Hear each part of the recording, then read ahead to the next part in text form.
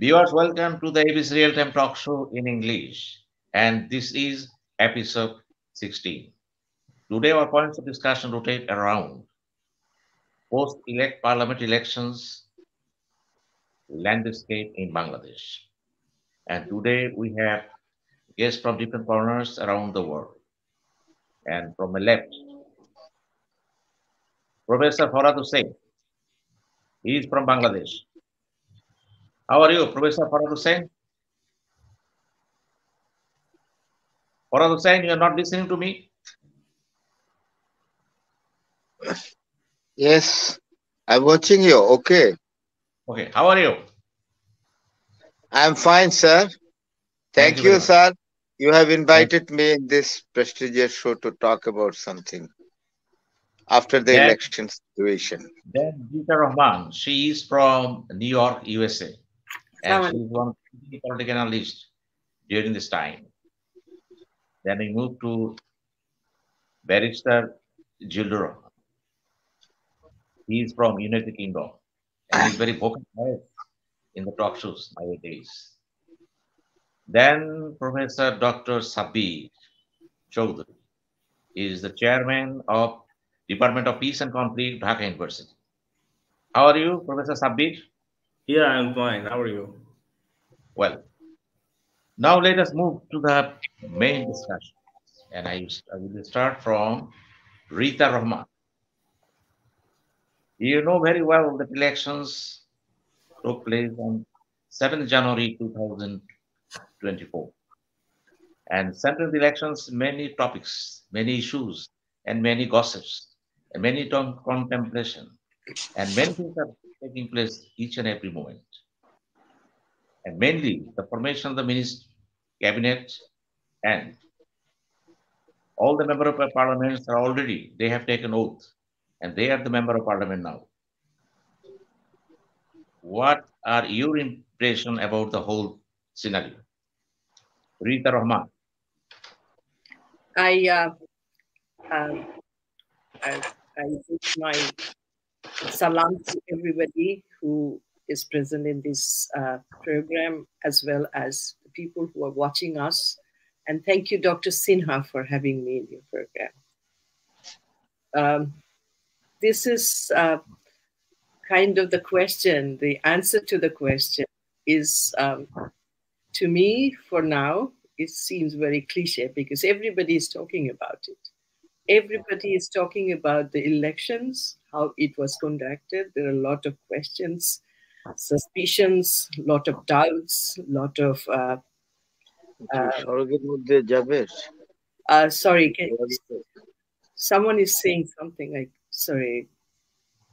Dr. Sinha? Is it okay? I continue? Yeah. Yes, okay. So this is a very kind of very tricky situation. The election itself was not acceptable to the majority of the population, would I say, or should I say to many. Most of the majority political parties of the country, they did not accept the election the way it was conducted. And to me, as far as I can look at it, it had been done beyond constitution. Although the present ruling party and its leaders were claiming that this election was done because of the constitutional formalities, but the way it was done, it seemed very, very, it's not like it is something beyond the normal practices. The way elections are being conducted in most of the countries, it has gone beyond that, and something that is not easily conceivable. I mean, it's the election itself, the way it was conducted, and then the whole drama to it, I mean, as it appeared, because it was all Awami.League and Awami.League and Awami.League. Those who were connected or acceptable to Awami.League, they only participated. So in groups, there are like a lot of logical, trying to prove that the election was done in a constitutional or in a legal way. So in order to do that, there had been a lot of supporting kind of logics that were brought up. They said participatory election means people are participating, but in that area also, it was there is a big question about the percentage of votes that were cast, and the observers, everything was like they're like the people who participated in the elections, the Awami-Leaguers who later on became the independent candidates. They also complained. They complained about massive rigging. They complained about violence in the elections. I was watching Mr. Pinaki Bhattacharya's program video, and he was showing first-hand information, like showing us the interviews of the candidates themselves. They were talking, they were saying how there were arsenal in the elections, how it was like twisted.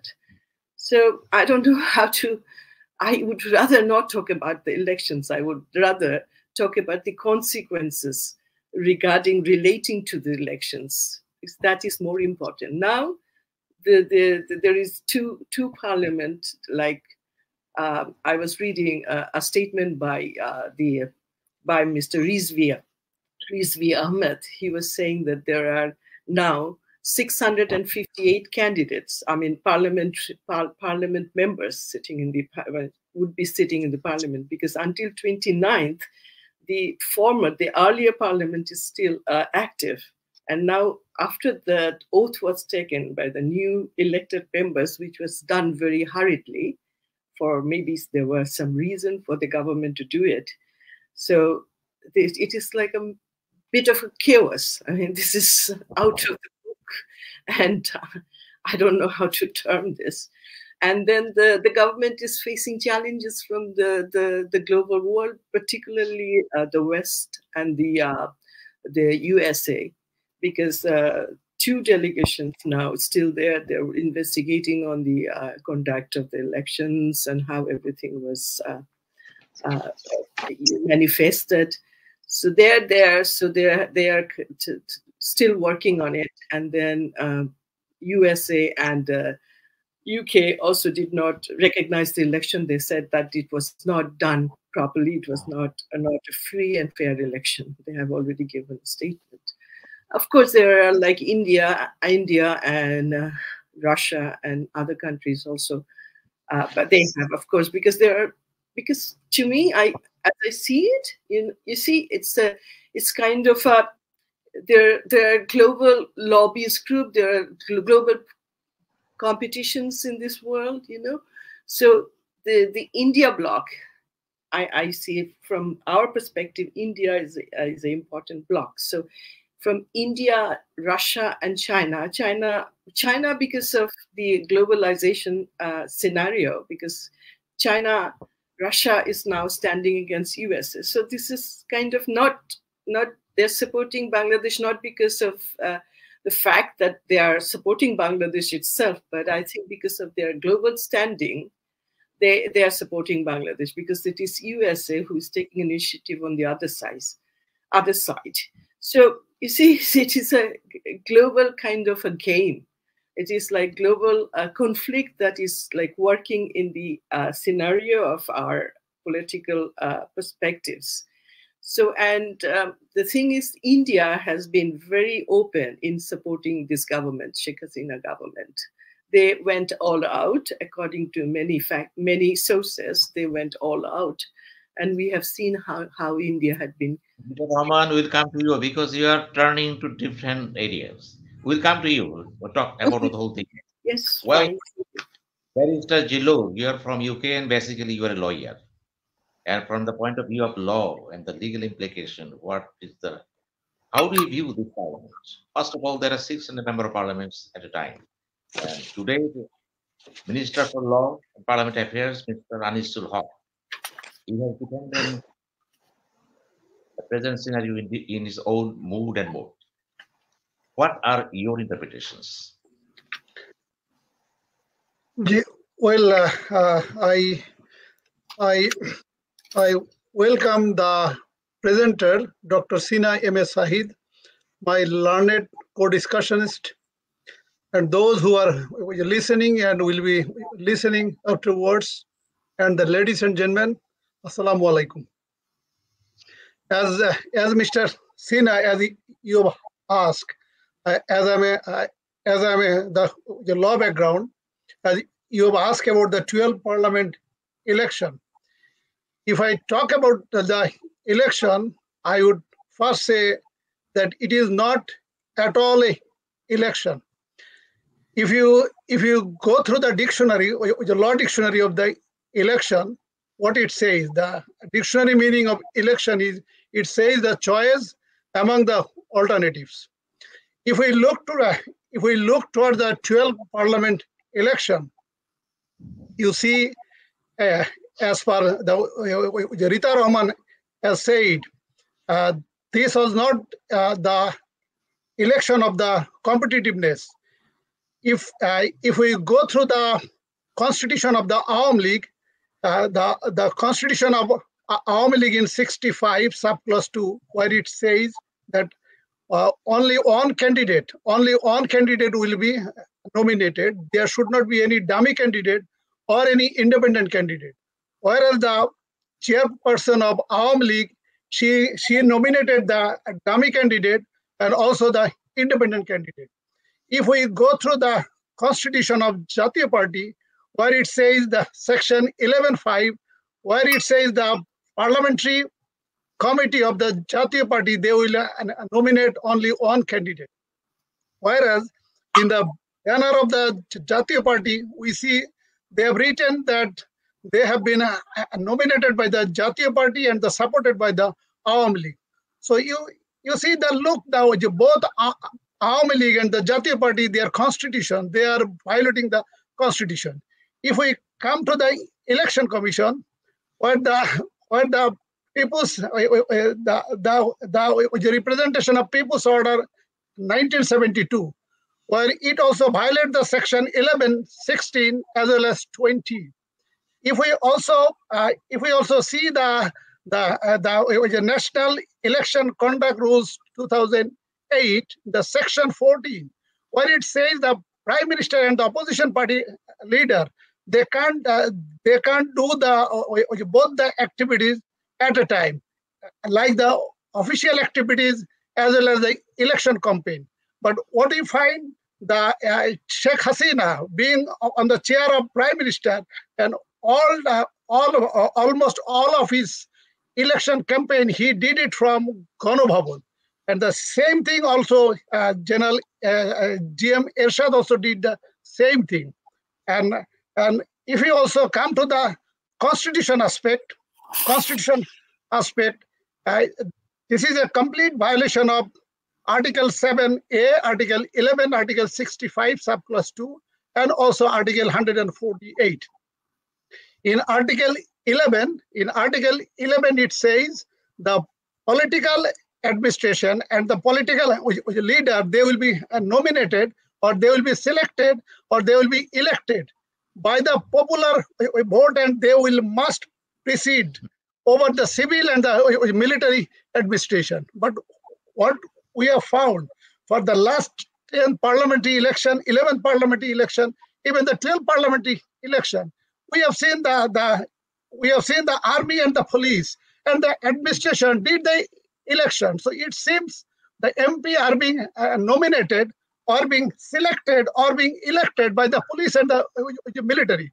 So if the MPs are being selected or elected or nominated by the police and the military, so how come the MP will get the precedence over the civil and military administration? And that strictly violates the Article 11 of Bangladesh Constitution. And now, if we come to the Article 65, subclause 2, it says that the vote will be conducted through the direct vote. So only the Awami.League and the other party, which is supported by also Awami.League, they did the election. They conducted the election. So the election was never being from the direct vote, which also violated the Article 65. 2 of the Constitution. If we go through the Article 148, this is the oath taking. All the election commissioners and the chief election commissioner, they took oath under the 148 and Schedule 5, what they said that we will not take any decision, and we will all the time we will take the decision impartial, and that decision will not go on favor of any of the political parties. But for the last 2 years, what we have found, the election commission, including the chief election commission, they took all the decision, if not 100%, 99.99%, their decision were in favor of the Awami League. So it also violated the Article 148 of the Constitution. And now, if you see the role of the army commander, especially the army chief, police chief, BGB chief, the RAF chief, and the concerned home secretary, and the other secretary, and also those who are involved with the conducting the election, the SP, DC, DIG, and the divisional commissioner. They also violated the Article 7A(1)(b), where it clearly states that if you violate the Constitution, or if you does any acts which goes against the Constitution, that also violates the Article 7A(1)(b). So in case of the army chief, the police chief, and all other different chiefs, they also violated the Article 7A(1)(b) of the Constitution. And now, if we the Awami League is saying that this is a election. If we again consider that if it is a election, they are also not violating their own made constitution. They are not abiding by their own made constitution. You see, at the moment now there are 648 MPs at a time. Simultaneously, there are two cabinets, even the two prime ministers. The prime minister herself has not resigned. The prime minister and her cabinet has not resigned. And again, they have taken the oath, and they are giving the self-explanation. They are giving the self-explanation on the prime minister has taken oath, the minister has taken the oath, the earlier cabinet has been dissolved. And this is a false statement. This is a fabricated statement, and this is a wrong statement. If we go through our Article 57 and 58 of the Constitution, it says that any of the minister has to resign themselves, or the prime minister will request them to resign, or if the prime minister has to request the president to dissolve the parliament. As such, the prime minister will automatically resign, and her cabinet will resign. Then the prime minister will oath the new ministers, and the minister will continue. But the fact is, still they have not dissolved their parliament. Still the 11th parliament.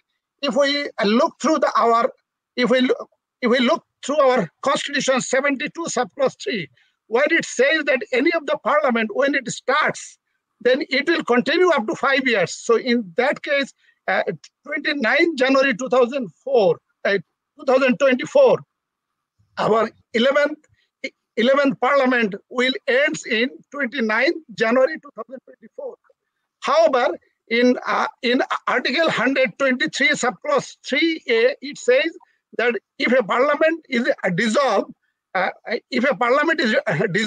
if when the parliament will ends before the 90 days, the election will be conducted. As such, Article 123 subclause 3A, the election has been conducted, and also Article 148 subclause 2A, where it says if an MP has been elected, within 3 days he has to take an oath. So if we combine these Article 72, Article 123, and Article 148, so the Prime Minister Sheikh Hasina has to request the President to dissolve the Parliament. As such, afterwards, the other MPs within the 3 days, they can take the oath. But what it happened that there are 2 parliament that is parallelly running, and now they are saying, and they are giving the wrong explanation that this parliament will sit on 30th January and 11th parliament will dissolve 29th January. You see, they are saying that they are going as per the constitution.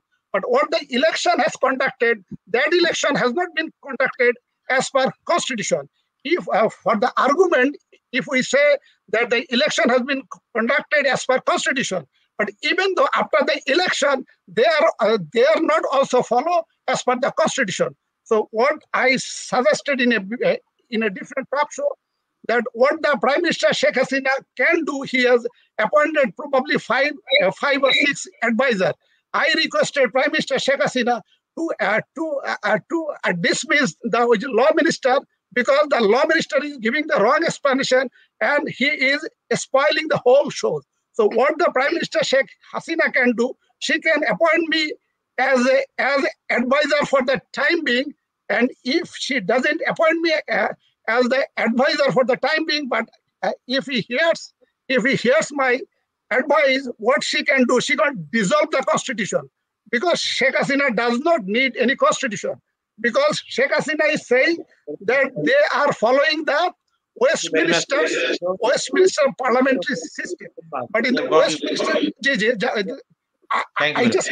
I just take half minute. But the Westminster parliamentary system, the British, the United Kingdom, they don't have the written constitution. So if Sheikh Hasina dissolve the constitution, in that case, you, me, and the Rieta Rahman and the others will not be able to criticize that Sheikh Hasina is not doing anything as per the constitution. So whatever thing Sheikh Hasina will utter by his mouth, that will work as a constitution, and his rubber stamp parliament will act as the moving constitution. Thank you very much. Thank you very much, Barrister Zillur. You spoke very well, and you try to level best to pinpoint everything, especially you touched at each and every point of the constitution related to the parliament election. It is a wonderful discussion in all the space. Well, Professor Dr. Saber Chowdhury, you listen to Rieta Rahman and Barrister Zillur. Both of them spoke from their own standpoints. What are your analyses? Yes. Thank you, Dr. Sinha and the other distinguished panel members. The thing is, for a long time, this discussion is going on. And the main thing before the election as well, to ensure pluralism and the participation of different political parties in the election. And the thing is, the ruling party at the time, they didn't ensure this kind of things, and the demand of different global players and the different communities from home and abroad, their demand for free, fair, and participatory election. So after the election, from different corners, the thing is, the government at this moment is facing some sort of disturbance, difficulties, or you may say challenges. The economic challenges, different sort of corners, and the economic situation of the country is not stable, and the economics are giving their analysis. And the other thing, they are not at this moment, but maybe in the coming days, they will have to face the different sort of challenges from political parties and other sort of stakeholders in the, in different sort of movements. But the thing is, in this election, a new kind of approach what the ruling party has come up with, especially the introducing of independent candidate, which is popularly uttered as the dummy candidate. And frankly speaking, the situation in the local areas is not good at all, because in the local scenarios, the different members, those who are participating in the elections, so they have different groups and subgroups. So when you are competing from the same party, in many areas we found that different political activists, those who are involved for the activities earlier, they didn't work for the candidates, those who were nominated by the by Bangladesh Awami League. And the independent candidate, they were also facing confrontation. So the consequences in everyday's newspapers and from other sources we are getting that it is deteriorating day by day. And now the Bangladesh Awami League, they are thinking to send their central leaders in different local areas to deal with the situation, because it is not that good, and in the coming days it will be more volatile.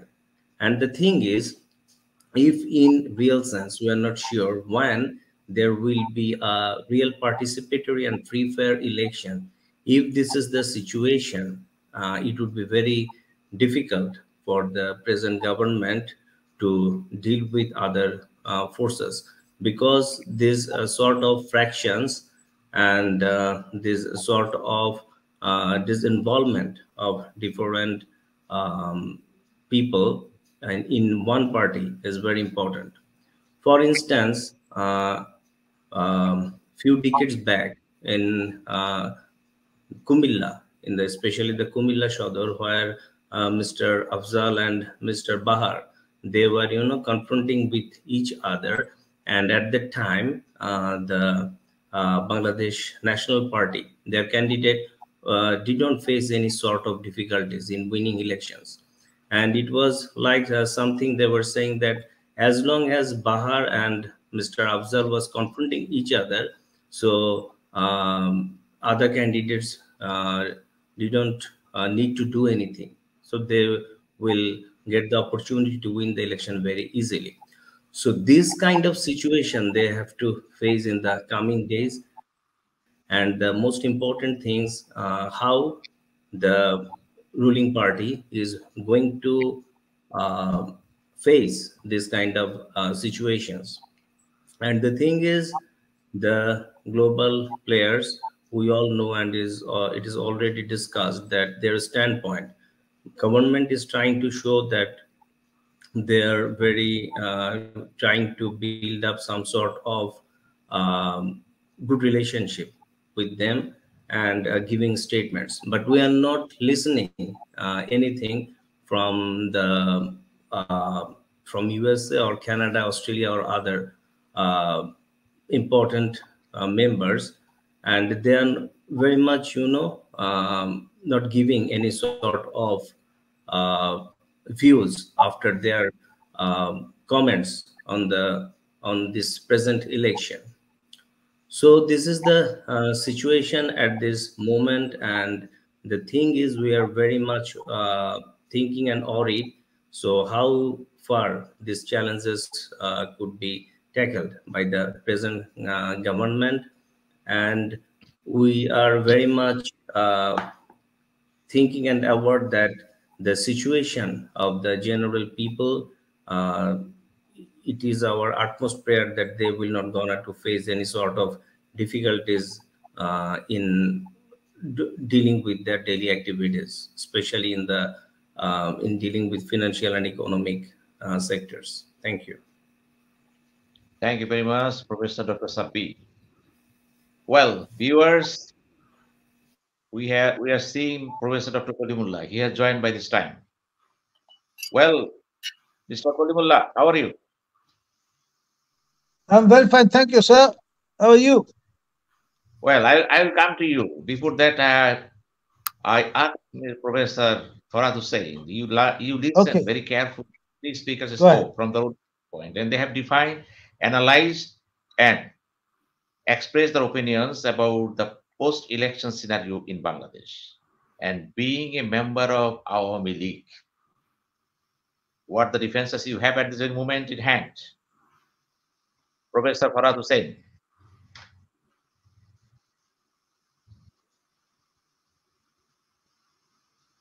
Not working. Internet working. Okay.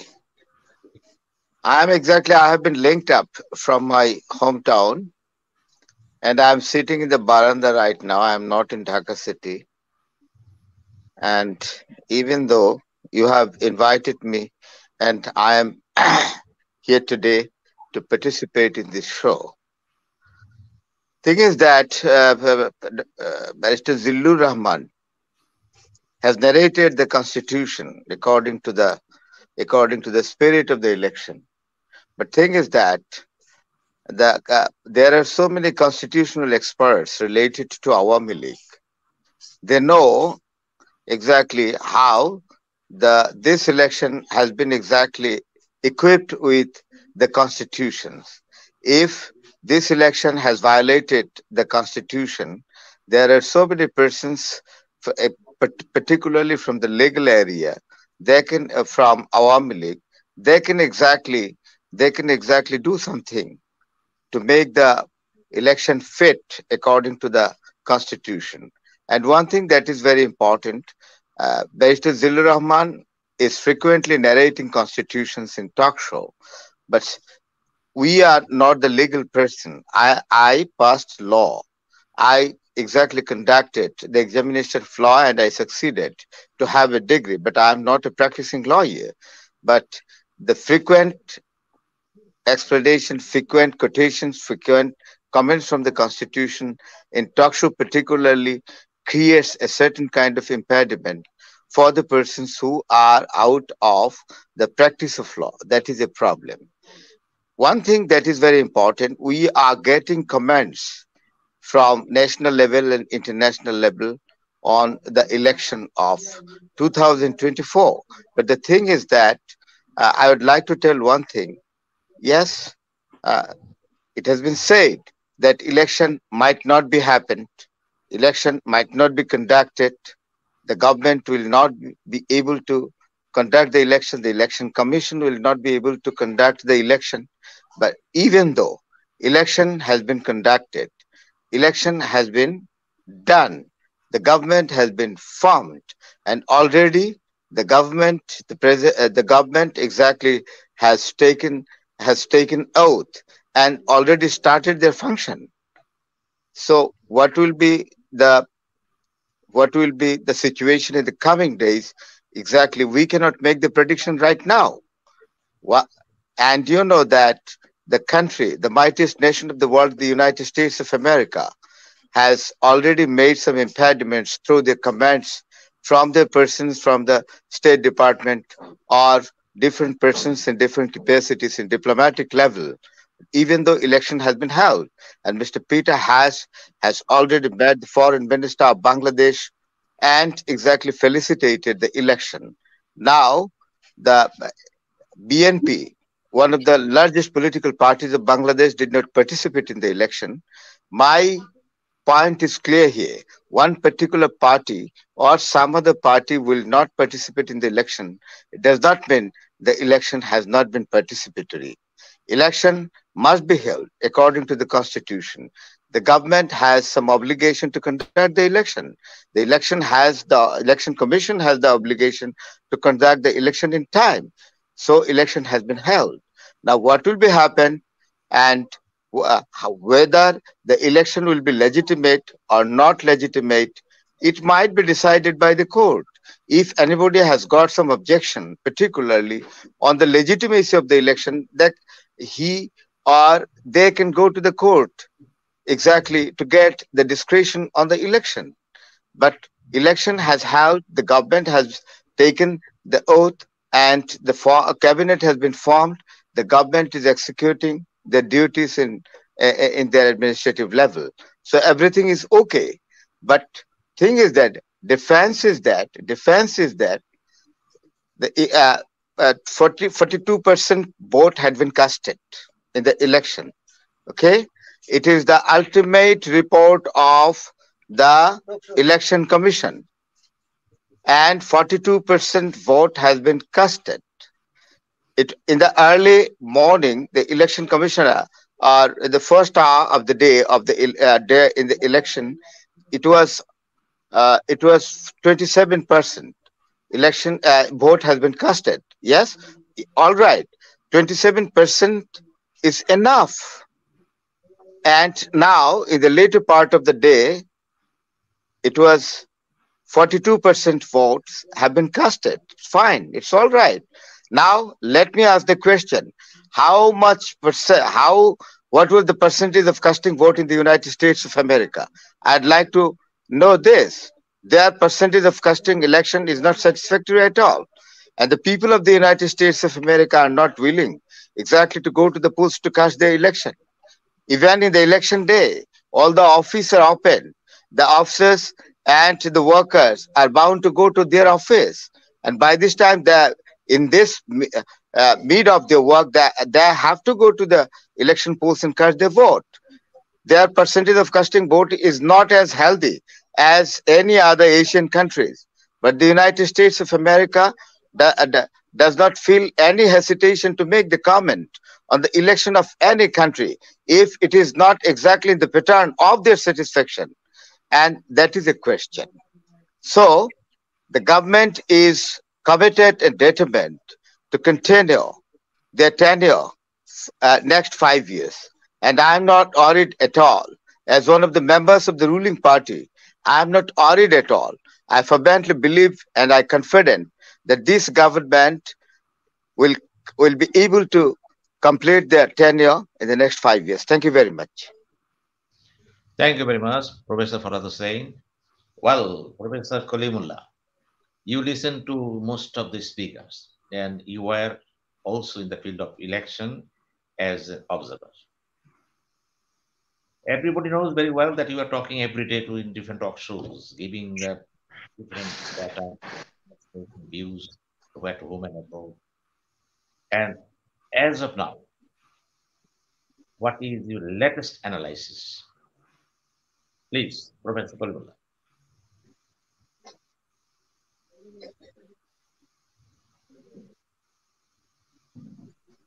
Well, as far as we are concerned, we are closely watching the scenario. I mean, the post-election phase. I mean, our colleagues from abroad, EU election experts, Commonwealth election experts, and IRI and NDI bipartisan election experts, they are also doing the same. You know, it's a continuous process. Pre-election, election day, and post-election phase. And you cannot come up with any comment after completion or before completion of this whole process. That's why you found that United States of America's State Department has come up with an interim statement immediately after the election was over. On 8th of January, around 2 a.m. in Dhaka time, they came up with a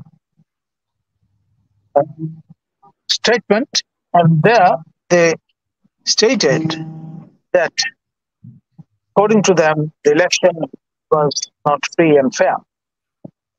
And the same sentiment was echoed by the Britishers and their partners from Australia, Canada. And Joseph Borrell's office has come up with a statement too. So After the assessment is over, I'm sure in the beginning of February, all the actors who were involved in assessing the election, they will forward their findings to the respective authorities so that the authorities can come up with appropriate measures. And till then, we'll have to wait and see what happens. One thing is clear from the diplomatic outposts in Dhaka with reference to the United States of America, United Kingdom, and Canada, that all these countries, they didn't send any observer to observe the elections. Those individual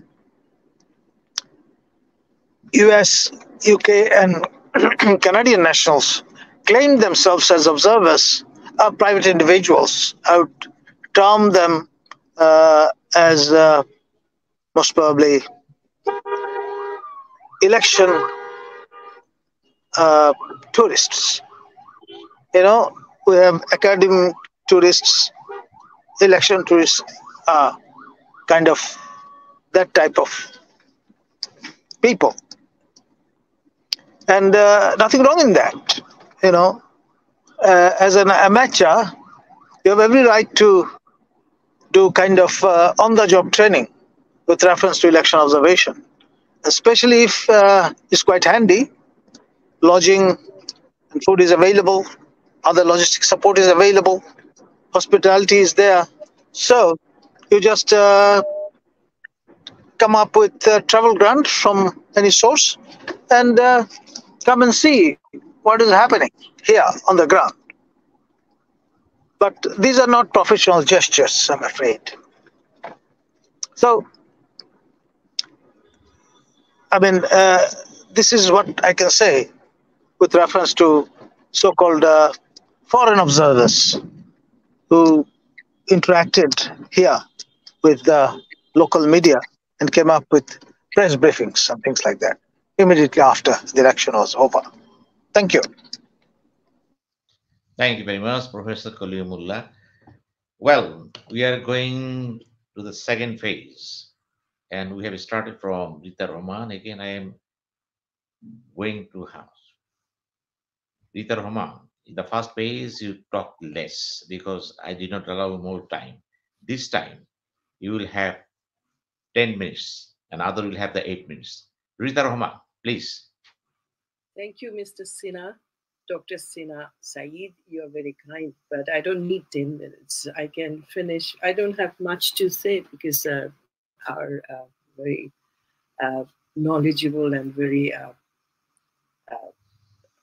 what would I say, the people of the panel, they're more abreast of what is going on in the political scenario. So I wouldn't need that much time. But I was, I felt bad because you interrupted me. You should, Dr. Sinha, I would request you to at least let us finish our sentences before if you cut us off. So actually, yeah, I've been hearing Dr. Zillur, and he has come up with very concrete circumstances regarding vis-a-vis with the constitution of our country. So this is a constitution, and these are the provisions. These contradicts this held. So these are the realities. People need to answer to his the questions he raised, and this is one thing. And as you know that I belong to BNP, I do BNP. I'm a member of the BNP, the opposition political party, and I also contested from BNP in the 2018 elections. So naturally, from my side, how I see the election, I see the election as a farcical election. It was just a make-up to continue or renew the tenure or the power of the present government. And I see that there are global interest in keeping Sheikh Hasina in power. Global meaning foreign interest. particularly India has a lot of interest in keeping Sheikh Hasina, because India is getting a lot of benefits from this government. Because Sheikh Hasina herself said once that India will always remember what I have given to them. And I see that Sheikh Hasina also bows her head to India, because what India has given her, the long tenure, which had made history. Because I don't see that Sheikh Hasina or Awami.League is that popular in the country. If you look at the present circumstances, look at the market situation, the prices of essential goods. I was going through a video where they were showing people are buying the scales, the bones of fish now. They can't afford to buy fish anymore. So they're buying bones. So do we realize where we stand today? Where the situation is taking us? We are seeing a lot of glorious, very colorful things, like as if there is no issue. There is no economic problem. People are so happy because of the roads that were made, because of the kind of development, which has a lot of other interpretations. The development, if the development interprets into corruption, so you have to think twice. See, life, we cannot be so partisan. We cannot go on national interest. So you see, we are not thinking about our country or people, because the government is not a government unless they bear the responsibility to run the country in the interest of the larger, the whole population of the country. So where are we? Are we thinking about the people, or just challenging each other? Like Awami.League always, even Sheikh Hasina, whenever she speaks, she's criticizing BNP. She's not talking about the country, the development, the crisis, how people are suffering. What about the education curriculum that is under question now? People are talking about the curriculum because it's in the school. You can say that this is beyond our topic today. But these are the issues confronting the government, not only the government, the whole country, the intelligentsia, the conscious citizen, conscious population of the country. So we have to take into consideration all these issues. Everything is connected, Mr. Sinha. Nothing is like out of the way. These all concerns us. Where are we standing today? Who are we? Who is controlling us today? Why are we trying to prove that everything is going well?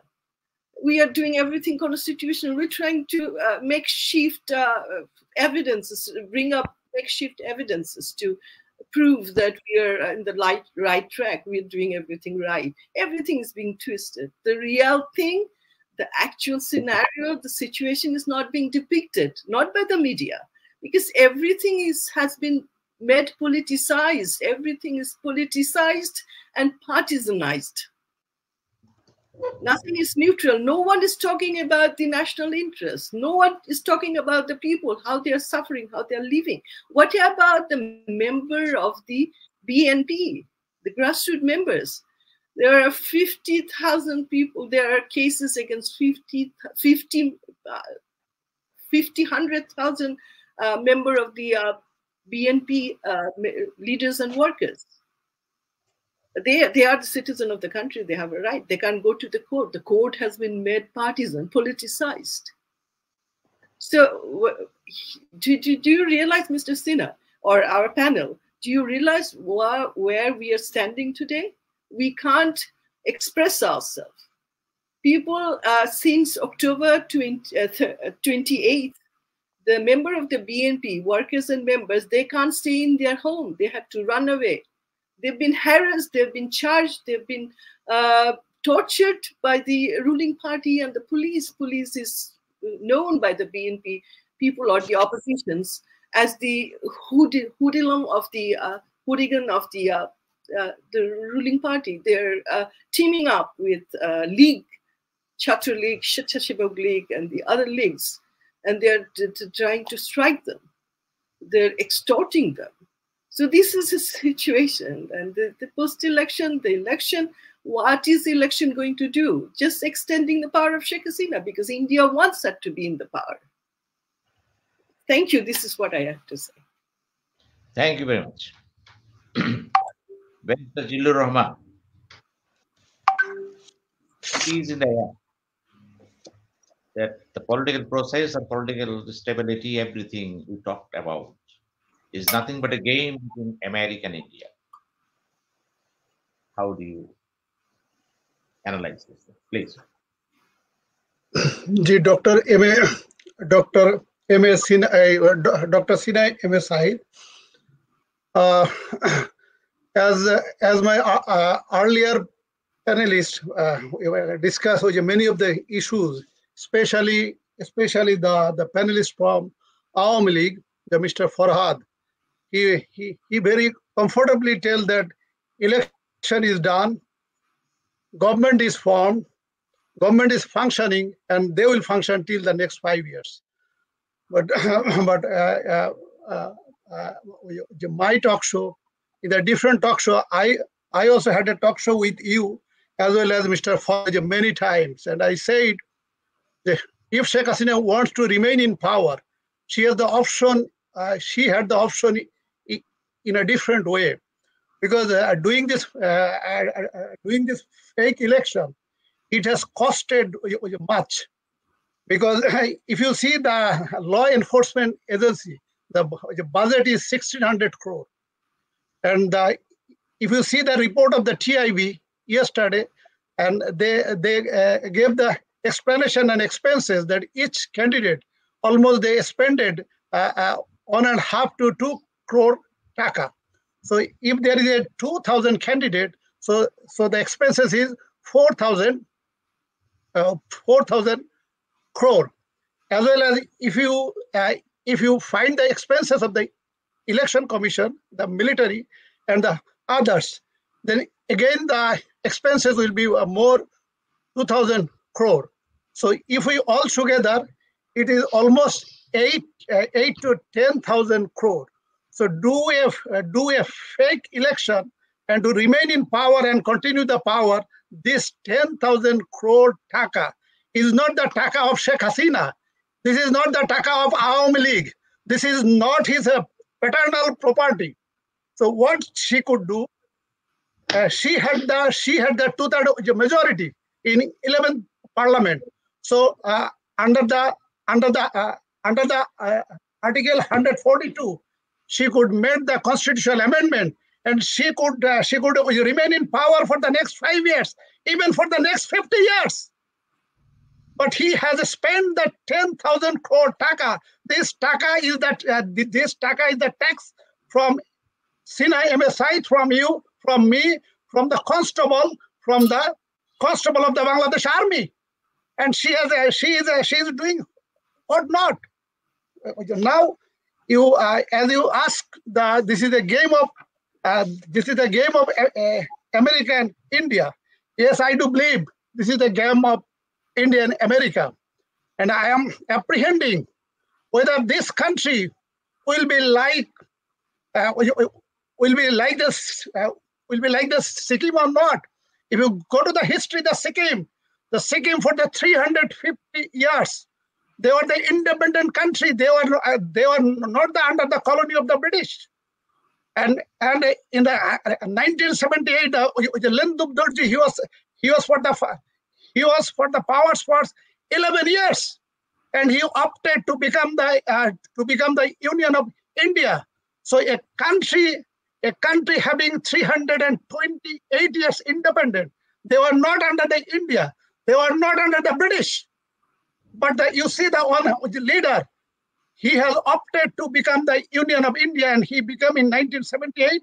He became the Sikkim become the 28th state of India. If you go to the Kashmir, in 1974. In 1974. Okay. Anyway, in 1974, if you go to the Kashmir king and his son signed a universal declaration, and for which the Modi repealed the Article 370 of their constitution, and they withdraw their sovereignty of the Kashmir. And when the political leader went to the court, and the court gave the decision that the universal declaration of his son that gave the more power and the verdict, and the court finally gave the decision. What the decision has taken the Modi, that is correct, and that is as per the constitution. If you go to the Ukraine, the state of Crimea, they have the Crimea parliament has the 2/3 majority. Those who are the Russian based, and they amended the parliament and they opted to become with Russia. And when they amended the constitution, within 48 hours or 72 hours, the Russian invaded the Crimea and they captured. So I am apprehending whether our country is going towards that direction or not. Now, as the Mr. Farhad said, that election has gone, election has done, government has formed, and government is functioning, and they will be staying for 5 years. But what will happen with the democratic institution? If you see the military has become even the below answer, because you see the 57 soldiers were killed. From the military as institution, they could not do anything else.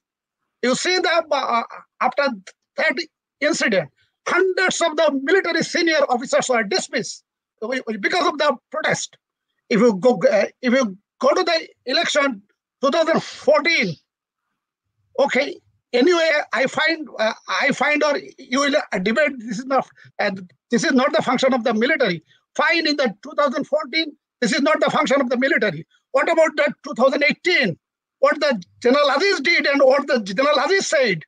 If you come to the election 2024, General Shabiuddin, what he said?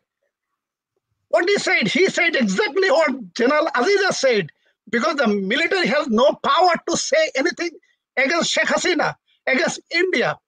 Come to the police. What the police is doing? If the Sheikh Hasina continue for the next 5 years, police will be more aggressive. If you come to the judiciary, you see the High Court judge. They are issuing the contempt rule against the VP Noor, against the advocate Mohsin Rashid, advocate Mujibullah Chunnu, whereas they are not giving any bail to the Mirza Fakhrul.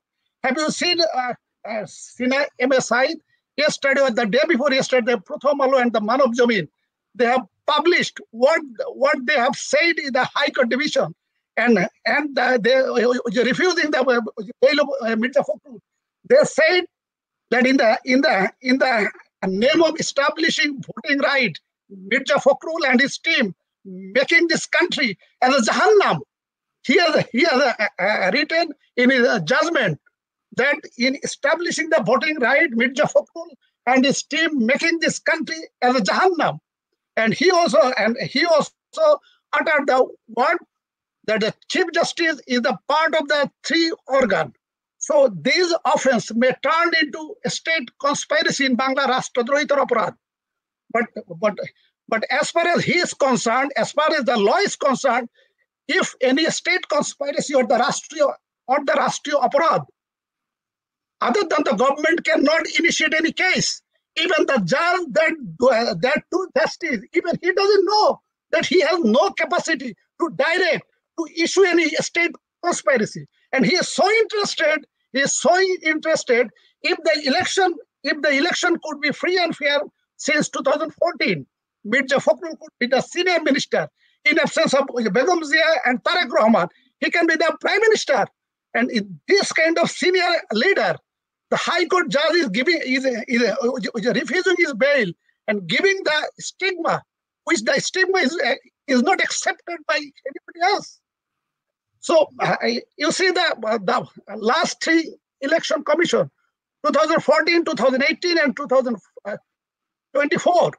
There are three chief justices are directly involved. ABM Khairullah, violating the CPC, Civil Procedure Code, section 152. The open court, the pronounced judgment, he cannot change. And he changed after 16 months. And thereby, they repealed the Constitution 13th Amendment. And they inserted the 15th Amendment. But the ABM Khairul Haq did not utter any word that the Awami League government or the parliament is using his name. Then come to the 2014 and 2018 Election Commission. Justice Mahmood Hossain, when he was the High Court judge, he was told by the Awami League that you will just act a drama, and the name which will place, you will select all those names. And thereby 2014, Rokeya Commission was formed. And he was told that he will be given promotion to the appellate division. When he went to the appellate division, then again he was made the chief of the search committee. Again, he appointed the Rule Commission in 2018. And thereby he was told that he will be promoted to become the Chief Justice. And he was made the Chief Justice. At present, the Chief Justice, Obaidul Hassan, when he was the Justice of the Appellate Division, he selected Habibullah Commission. No political party has proposed the name of the Habibullah. As per the Awami League has enacted the law, the Election Commissioner Appointment Rules 2022, whereas it is clearly says that any commissioner has to be appointed, the name has to come from a political party. Habibullah's name has not been proposed by any of the political party. Only that Dr. Zafrullah has proposed his name, but Dr. Zafrullah belongs to any political party. He is the owner of a political party. So how come the Obaidul Hassan? That means from the Awami League, Obaidul Hassan, it was told he will act the drama and he will be made the Chief Justice. So if it continues for the Sheikh Hasina for the next 5 years, even 10 years, if she wants to stay in power, we don't have any problem. But you give the justice. You are spoiling the police, you are spoiling the army, you are spoiling the judiciary, you are spoiling the bureaucracy, you are spoiling everything. If you want to remain in power, no problem. Dr. MA Sayeed, he has the constitutional amendment, he has the 2/3 majority. He can amend the constitution and he can say he will remain in power till his death. No problem. But you are spoiling the money, and this money is not yours. This money is not your paternal property. So, and then the last point is,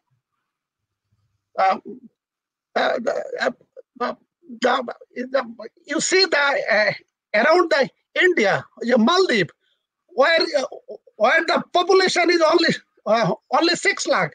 The Bhutan, the population is only 8 lakh.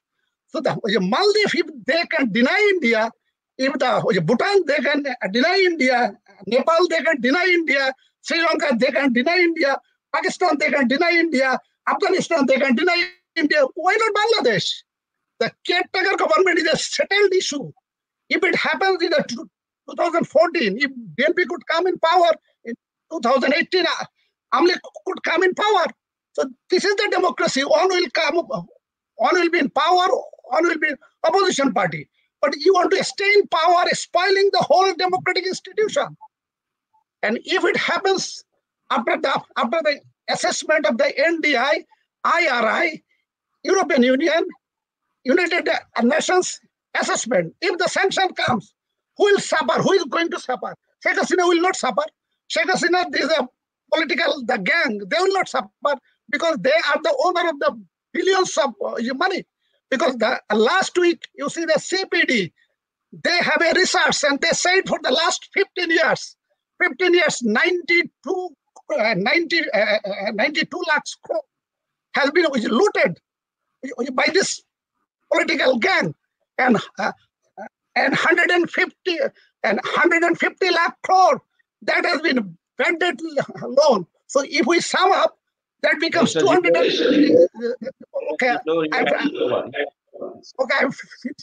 will come to again.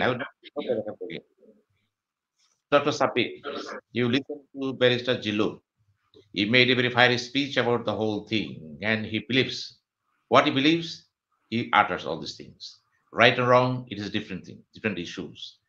What is your understanding about the challenge, dilemmas, and opportunities for the government people in front of the government? Thank you. So already we have discussed a lot about the scenarios and the different challenges. If we really analyze in the economic scenario, economic world, the most important thing, if I would like to say, the very alarming one, the collection of taxes and other things. So nowadays we are getting different sort of information that the collection of taxes and these revenues is not that satisfactory. And the government is now facing that it's the month of January. And the thing is, another very important concern is the completion of projects of this fiscal year. It is now in the mid-level, so government and the new ministers, they're facing a lot of pressure to finish those projects within few months. And the thing is, as well as the foreign ministries and the finance ministry, they need to take preparation for the next budget as well. But the thing is, what different economists and we are discussing for a long time, the dollar crisis. And everyone of us, we know that the number of illnesses are in a minimal stage and it decreasing day by day for this kind of dollar crisis. And that's why the prices of the goods, and it is already out of the reach of the general people. And every day in a different sort of discussions of them, they're pointing out these things, that how they're dealing with these things, because most of the people are living with fixed income. And the thing is, here we also that there is no balance in the payment of foreign exchange for these kind of things. And government is also facing some sort of problem in dealing with the inflation. Inflation is increasing day by day, and recently we find out that they increase the interest rate to control this kind of inflation. And obviously, the FDI, the foreign direct investment, and the foreign investment from different countries, because relationship is matters. Relationship is matters. So when this is the case, this government is struggling to having support from some global players. It obviously have some sort of impact on the foreign investment. So when this is the situation, what will be the scenario in the coming days, we easily can assume. And this kind of things, we are not sure what government is thinking and what kind of planning they are prepared to deal with this. So every time we're also worried about the situation of the general people and the situation of people like us who are just living under a fixed income. The thing is, the other way, in the global scenario, we are just observing that for the last few years especially, most of the countries, they're giving importance in the people to people contact. So in this case, maybe the government is getting some sort of support from India, China, or some other countries. But regarding the people-to-people contact with the people of this country and our country, it matters. So different government, they need to also understand the pulse of the general people.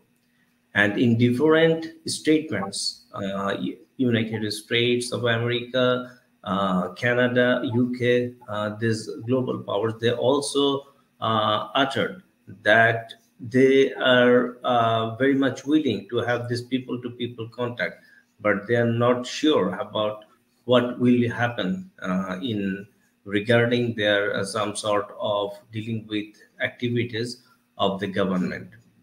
So we are waiting to how the government is dealing with these challenges, and this is the demand of the time. Otherwise, if this is the situation and some sort of embargo, especially the economic embargo, will come from the Western countries, it would matters. And we understand that the main export oriented things is the garments and the other things. So India and China mostly they are the they are investing. So when generating income matters, and having getting dollars of foreign exchange, when we are dealing with this kind of things, it matters. So if this is the situation, we are very much willing to see how the new ministers, they deal with these things and deal with the current political situation of the country as well. Thank you. Thank you very much, Professor Dr. Saber Chowdhury. Now I turn to Professor Farhad Hossain. Professor Farhad Hossain, being a member of Awami, you have been involved here because all the expressions, more or less, are against Awami, and all the persons in the top show, they are really worried about what is going to take place in the future. And Awami is now confronted with so many challenges, dilemmas, and opportunities. And what is your understanding? Awami shall be in a position to overcome all these things and feel stability in the country in all sectors. Professor Farhad. Thank you, Sinabai. You have given me another chance to speak about something. I'd like to tell something about the speech of Barrister Zillur Rahman.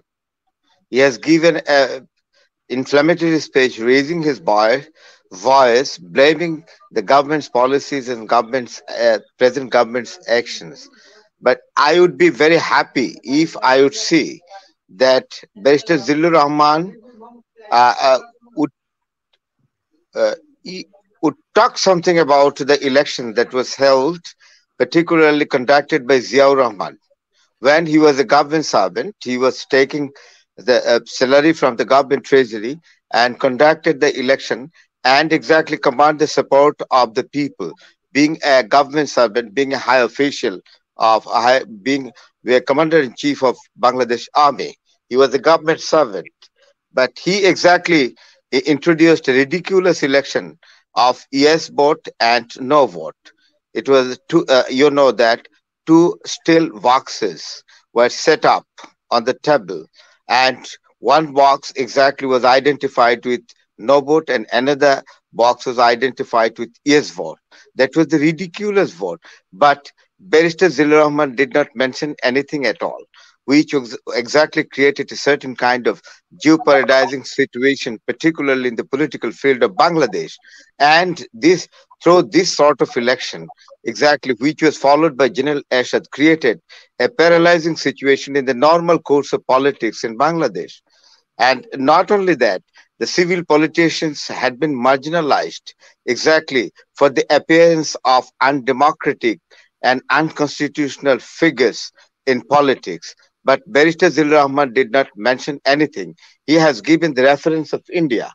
May I ask the question, did Indian people come to cast their vote in the pools of Bangladesh? No, I did not find any Indian personnel exactly to cast their vote and to make influence on the election commission.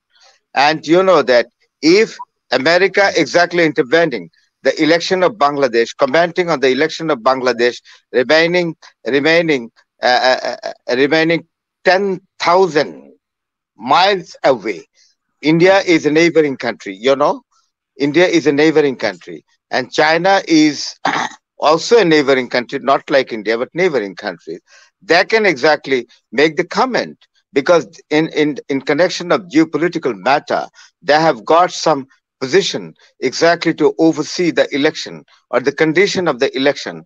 But why America is taking exactly so concerned about our election, I don't know. Yes, there are much talks about the election of 2014 and 2018, but United States of America, we did not find in this role, as they are making comment on the election of 2024.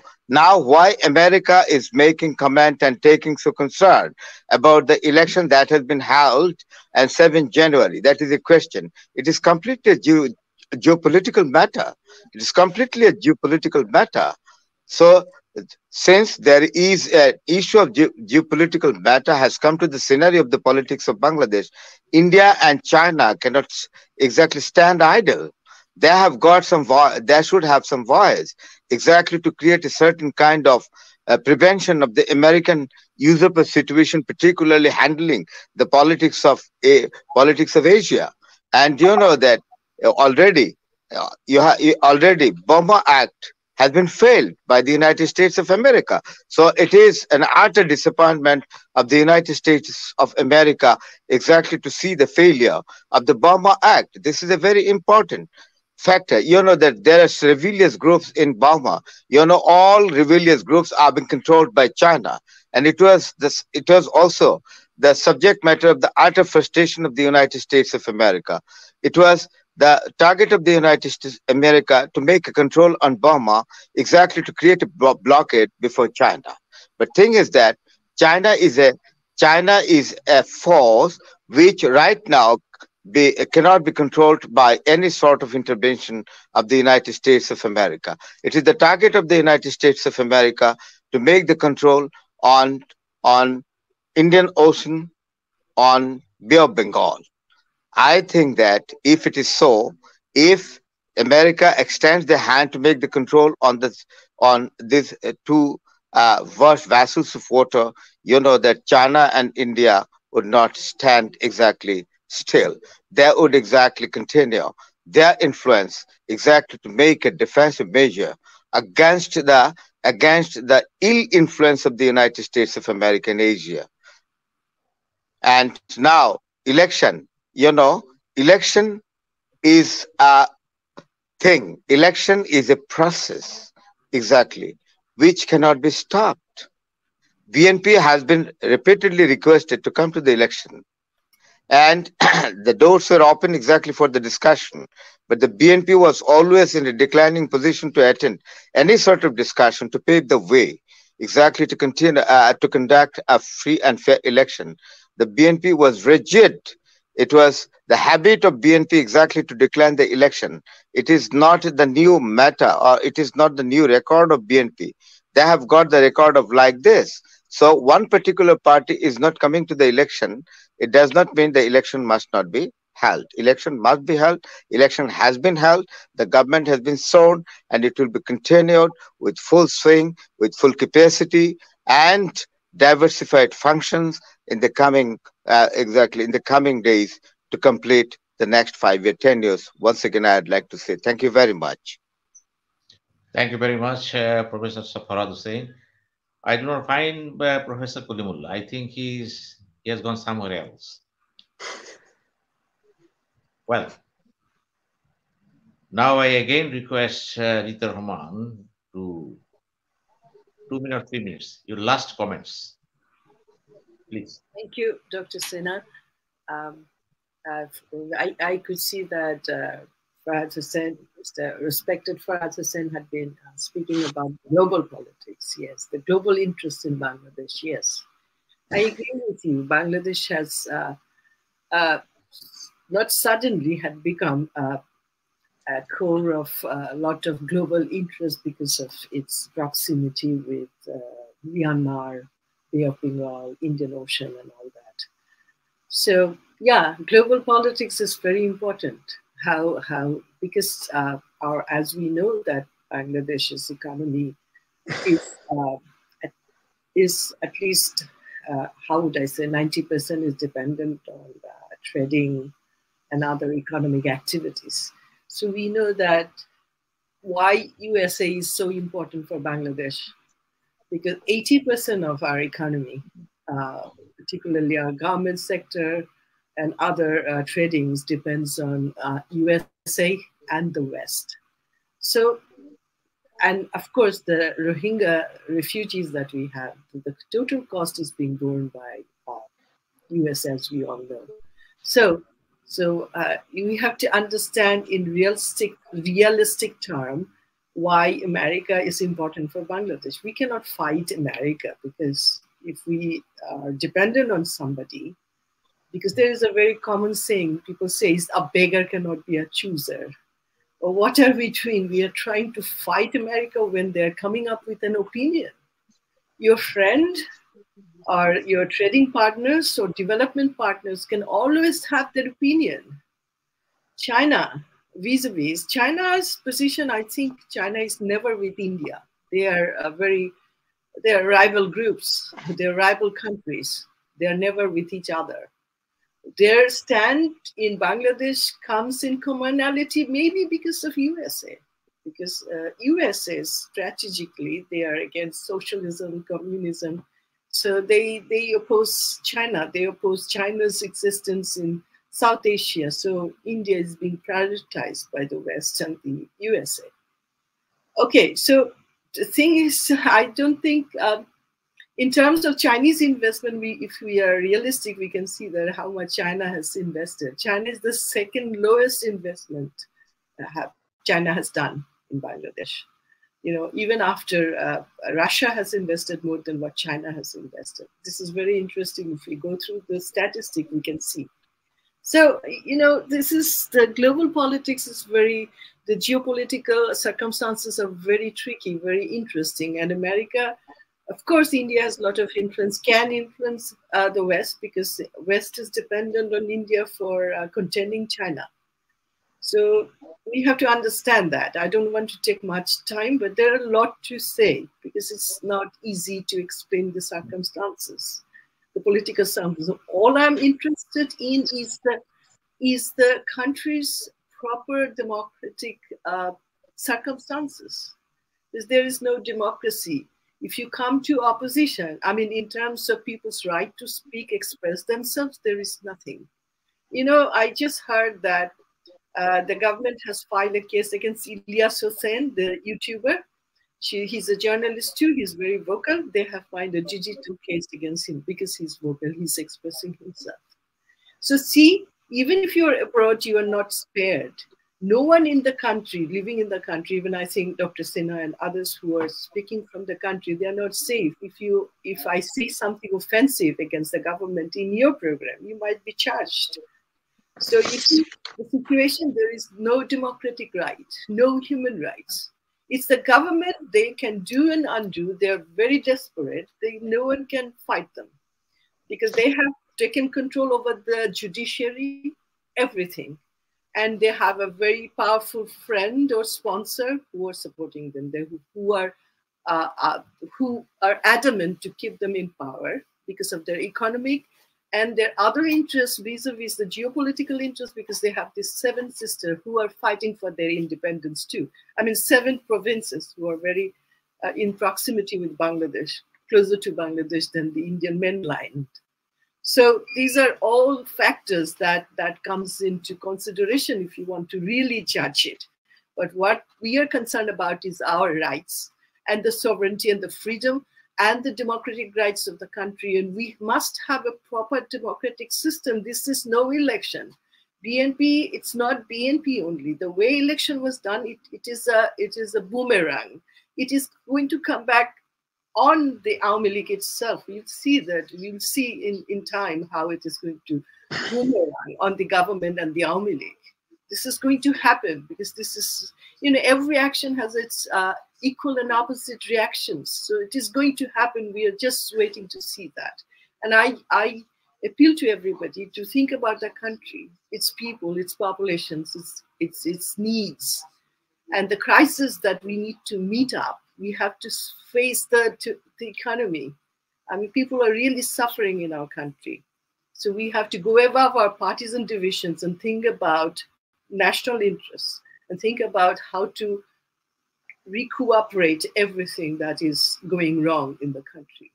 I would appeal to everybody for that. Thank you very much. Thank you very much, Rieta Rahman. Now I turn to Professor Dr. Saber Chowdhury. What is your final understanding about the speeches? Yes. Yes, in these discussions, the tensions, the requirement, and the challenges we are facing. So this is very important and come up with. And I think the government this is the time to ensure the political participation of other parties. And in regarding the human rights, in real sense, the government, it is the responsibility of them to uphold human rights. And if you don't guarantee the rule of law and you are, using law as the tools to oppress others, it would not bring a positive outcome in the governance. And it will be, very difficult situation in one point. So political space is very important. And if there will be this kind of free space and people, it is the right of the people to ensure their representation in the governance and in the governing system. So in this way, if it will not be dealt with proper attention and within the proper process, then maybe the country will face the other side of, the different sort of crimes, the terrorist activities, and still we are dealing with some other problems. And maybe it, when the government is also dealing with the Rohingya problems and some other things. So if these are not dealt properly, maybe some other actors will take this opportunity, and the government will fall in trouble, and which will be a question mark to the sovereignty of the state as well. So this is the time to handle with these things in strategically and try to ensure the representation of the people in different ways. Thank you. Thank you very much, Professor Saber. You spoke very well, finally.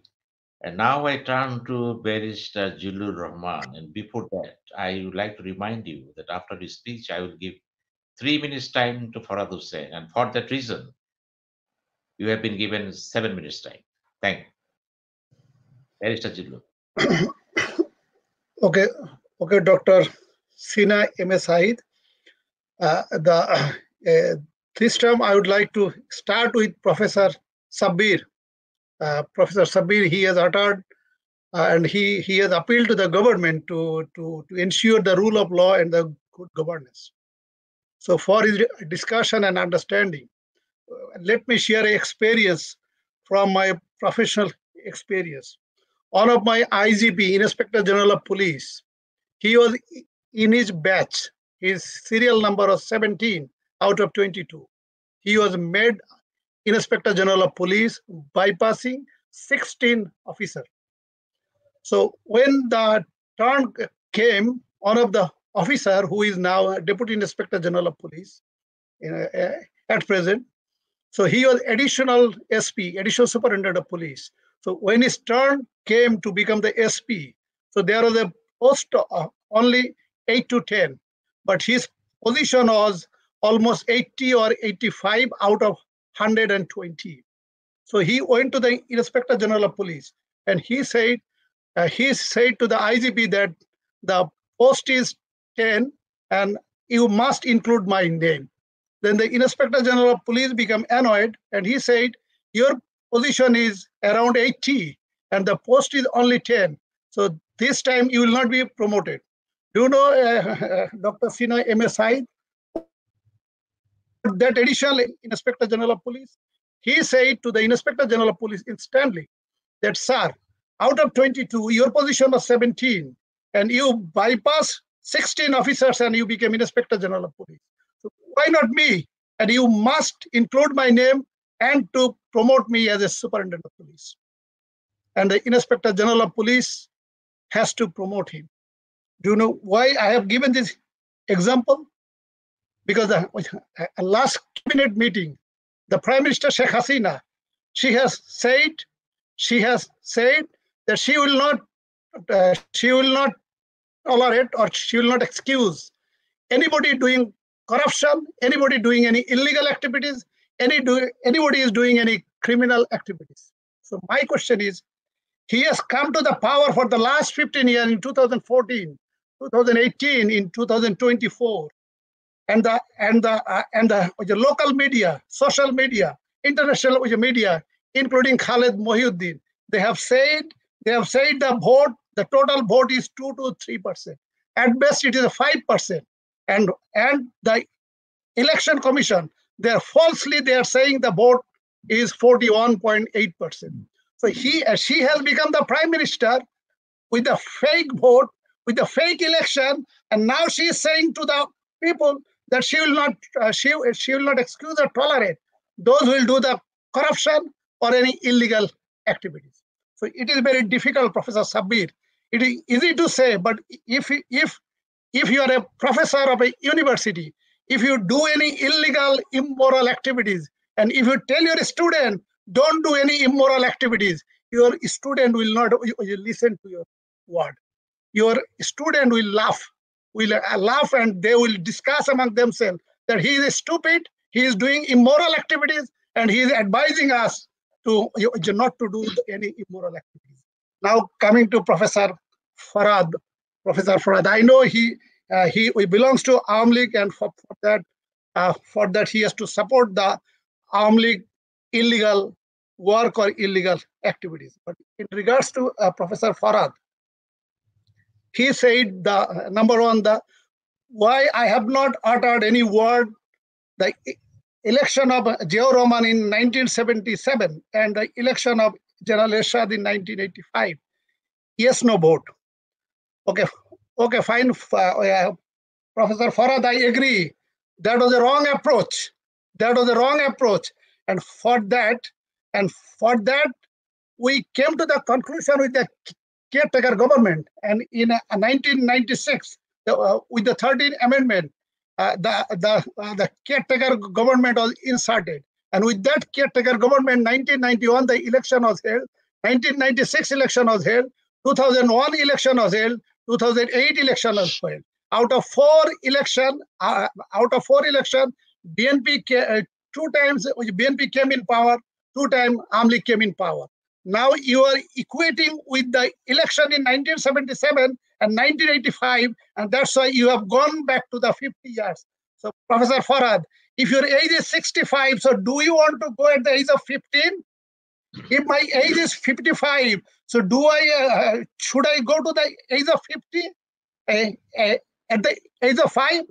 So what did happen before 50 years? So for this, in 1971, in the election of 1970, the Sheikh Mujibur Rahman was given the mandate to become the Prime Minister of United Pakistan. But the Pakistan government did not hand over the power, and that's why the question of independence came. And now the Professor Farhad is equating with the Sheikh Hasina 2024 election with the election of 1977 and the 1985. So why you have dissolved the settled issues? So this is question one. And the question two, he said Indian any military or police or any Indian man did not come to conduct the election. Yes, I agree with you, Professor Farhad. I categorically told many of the talk shows There's no Indian came in Bangladesh and conduct the election. This is the army of Bangladesh army. This is the Army Chief General Shofiuddin who spoke. This is the Inspector General of Police Abdullah Mamun who spoke. This is the Chief Justice, 3 Chief Justice. They are not from India. They are all from Bangladesh. Professor Farhad. That is the reason I am saying, if this continues, if any this undemocratic process continues, then there are more Chief Justice Obaidul Hasan, Chief Justice Mahmoud Hossain, Chief Justice ABM Khairullah will bond more and more. The General Secretary of BNP Mirza Fakhrul, his bail has been refused, and the language and the contents, the judge is being writing. That is, it's a very exaggeration, and he's so excited. And he doesn't know that he can't comment whether this case is a state conspiracy or not. But he is so excited, and he wants to be so Awami-Leaguer. He wants to prove that he is more a Catholic than the Pope. He wants to prove Sheikh Hasina that I am the more Awami-Leaguer than you, Sheikh Hasina. So if it continues, Professor Farhad, you may remain in power, but there will be more bad people in the society, maybe in the military, maybe in the police, maybe in the judiciary, maybe in the bureaucracy. And the third point is, you said that USA has come because of their political interest, and they want to control over Indian Ocean, and they want to control the Burma. Okay, fine. We don't want to accept America. Fine. So for this, 95% people could not vote. Only the 5% people could vote, and you are saying for this, you don't want to invade. You don't want to invite the America, and that's why you are encouraging India. And thereby, do you know it might happen? The condition of the Sikkim, the condition of the Kashmir. If this goes away, if our political party are at a stake in a family, if there are two brothers, if they have no conflict, the third party, the third neighbor, whether he is influential or not, that doesn't matter. He cannot interfere. But if your two brothers, if you are not in a good position, if you are always in a quarrel, so of course the third party will come. And that's why the Awami-League, the Sheikh Hasina is allowing India to interfere, to invade.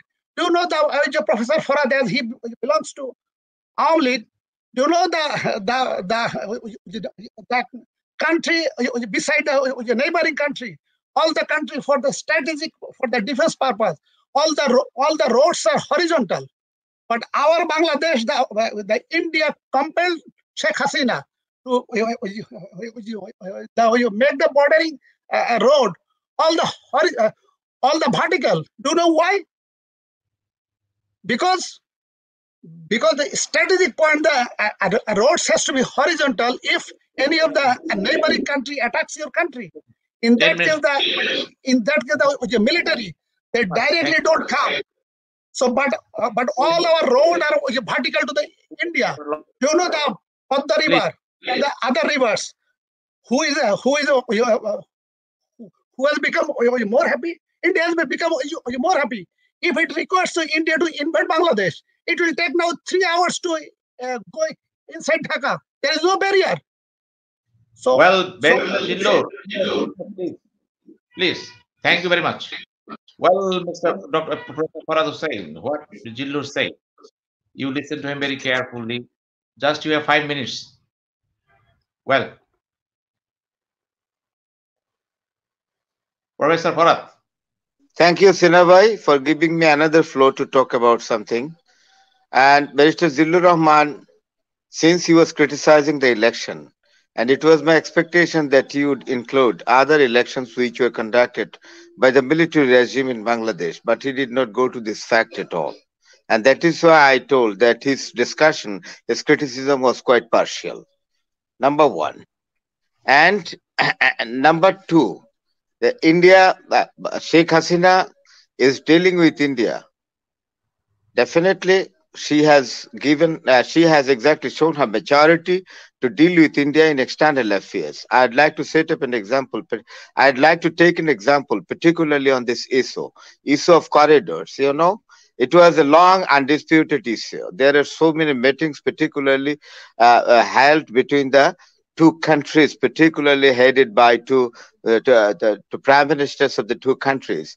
The meeting was held between Nehru and Liaquat Ali. The meeting was held between Nehru and Ismail Ibrahim Chandigarh. The meeting was held between Bagram Muhammad Ali and Nehru. And the meeting was held between Firuz Khan Noon and Nehru. The corridor problem was not settled down. It was Sheikh Hasina exactly who exactly brought a particular solution. And we have achieved 101 corridor. Out of 151 corridors. And you know that during Sheikh Hasina's time, maritime boundary has been defined. You know, when the question of maritime boundary was defined between India and Bangladesh, it was Prime Minister Modi that he was in a troubled position, particularly in Lok Sabha and Rajya Sabha. He was harshly criticized on the issue of corridor, and that is why he has referred this matter to the International Court of Justice, The Hague. And by the verdict of International Court of Justice, you know, the maritime boundary has been defined between Bangladesh and India, and even with Burma. And these are the long disputed issues which exactly dealt with Sheikh Hasina with skill and expertise to deal with external affairs with high national interest. So we have to exactly go to the fact. We should not be emotional to talk about. We have many things exactly which created a certain kind of embedment in our politics. You know, in the past days, you know, we could not expect the military administration will come to Bangladesh because we had to sacrifice our blood in 1971. It was 10 million people sacrificed their lives. More than 3 lakhs women are dishonored. That is why we did not expect the military would come to control the country. The military would represent exactly the people of our country. But we have to say this. This is very unfortunate. And I don't like to prolong my speech here. Thank you. Thank you very much, Sinabai. Good night. Well, good night. Kalimullah again joined. So before concluding the talk shows, I would like to take resort to the sweet speech of Professor Kalimullah. Thank you, Mr. Honorable Enco. In fact, I had to attend another talk show, Bangla One, with Ms. Hasina in her Table Talk UK. That's why I disappeared, you know. So my apology for that. I believe that Dr. Saber Ahmed Chowdhury, our beloved Rieta Rahman Appa, I've seeing her after a long interval. Of course, my best regards to her and our beloved Farhad Hossain, whom we often interact, and of course, Barrister, former police super Zillur Rahman, for his eloquent speech. And after all said and done, I would say that the more we talk, the more we come up with reasons that will enhance democratic environment in Bangladesh. Dhanyavad. Thank you. Thank you very much. Well, viewers, we are about to end this talk show, and before that, I have to summarize all these things because here the 5 speakers are here. All of them are very much enlightened, and they can talk on so many things, so many issues, hours after hours. But time is measured all the time because life is short. And it is known to all that the discussion took place here related to Bangladesh and post-electoral landscapes. And all of the speakers here are of the same mood and mode that Bangladesh is faced with a tremendous crisis, dilemmas, challenges. And how can these challenges be overcome? We don't know. It is up to the party in power, that is Party in power means through 12 election to the 12th parliament, a new government has been installed and under Prime Minister Sheikh Hasina. And it is believed she will be in a position to overcome the situation. If she is not in a position to face the consequences in a challenging mood and mode, like a Herculean jihad, it is a very tough position for Bangladesh in the coming days. And let us hope, whatever it is, right and wrongs, immaterial. We would like to see Bangladesh is on the right track, on the path to development, on the path to democracy. And for democracy, definitely space should be needed. I must agree with Professor Dr. Saber. Space, accommodation, reconciliation. I agree with Zillur Rahman. Accommodation, space, must. I agree with Rieta Rahman. Without space and accommodation, there can be no democracy. I also agree with Professor Kalimullah, a volcanic voice in the talk show. Sometime he made such a comments, we started shuddering. And I also congratulate Professor Farhad Hossain, although he belongs to Awami League, but most of the time he speaks very freely, frankly, and he put forward his logic in a very concerted manner. Maybe that is right or wrong, immaterial thing, but he can put the thesis. That is the first victory for Farhad Hossain, and Awami League should be grateful to Farhad Hossain also, because he's fighting all the time for Awami League. Right or wrong doesn't matter, but he is a fighter. And from now on, I must say, he is a fighter for Awami League. And thank you very much. I will meet you again very soon. Thank you very much.